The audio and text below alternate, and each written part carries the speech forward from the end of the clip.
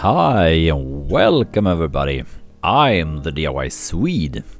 This is part 5 of my SQ Golf.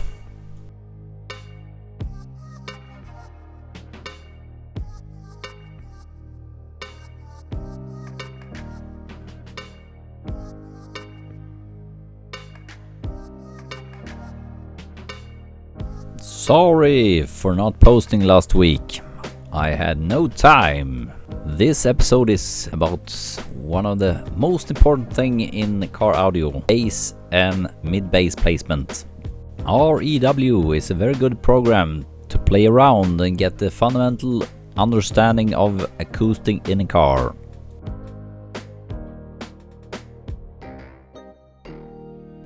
First you open REW, then you open Room Simulation.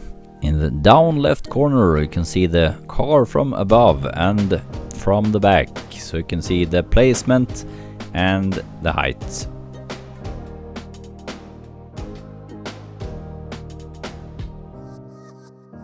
In the upper left corner you can change the dimension of the car.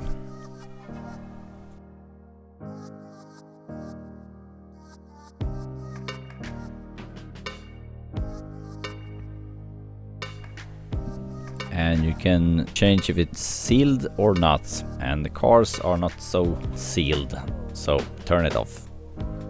And here you can adjust the surface absorption, and to get a greater understanding of how the acoustic is, I suggest to turn them down to 0 in the beginning, and then if you can play around and turn them up some. Cars are quite hard, so not so much absorption. Here you can see the modal resonance lines, some in the length axis and some in the width axis and some in the height axis, and you can see where they are, and they depend on the dimension of the car. So if you change the dimension, resonances will change.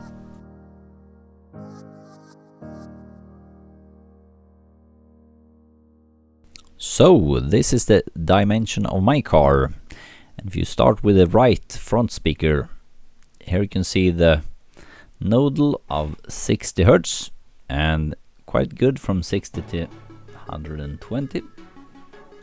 But if you take the front left speaker, you can see a big dip and you can't do anything about it. You see the right, very good.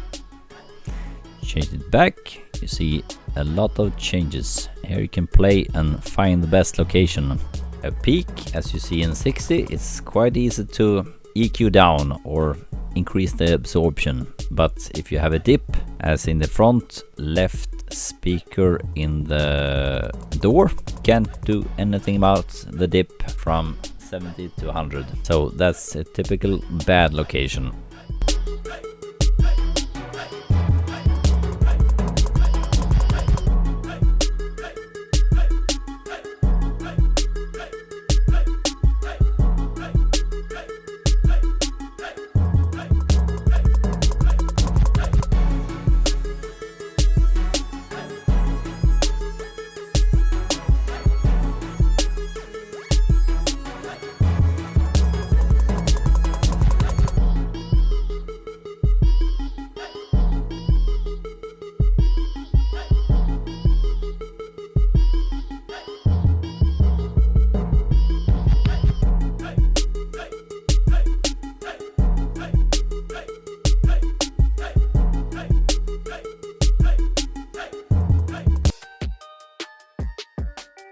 And here in the back left door location, it's quite good. So here you can see the front right position and the left behind the seats speaker is the best for having the smoothest frequency curve between 50-60 to 120, and this is the most important frequency range to get right and have no dips. You want to have a tight kick, punchy mid bass that you feel in the chest. But this is for my car. Your car may be a lot different, so that's why I urge you to play around. Here you can see a typical subwoofer placement, and you can see if I place it anywhere in the trunk, you don't get any good frequency response from 50 to 120. So that's why subwoofers often sounds not so punchy in a Golf if you place the bass in the back. But as you can see, the subwoofer in the back is quite good from 60 and down, so it's a good range to have the subwoofer playing in the back.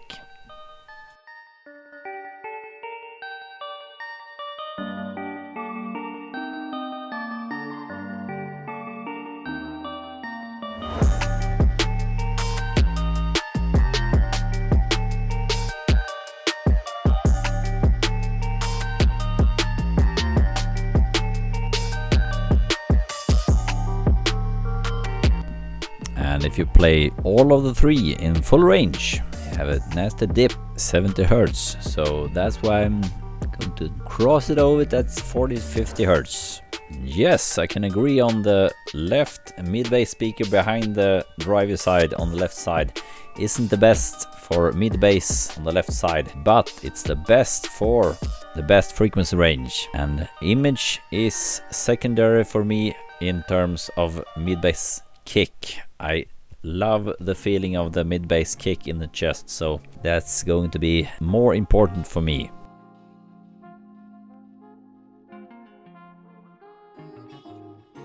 And here you can see if you increase the absorption, you lower the dips and peaks. So you play around with different absorption placement and volume. And absorption is typically fabric or open pore foam. And of course, cars don't look like this, square boxes. So you have to start mounting the speaker and then measure in real life. Then you can decide if it's a good location. Hope this was to some help. Good luck!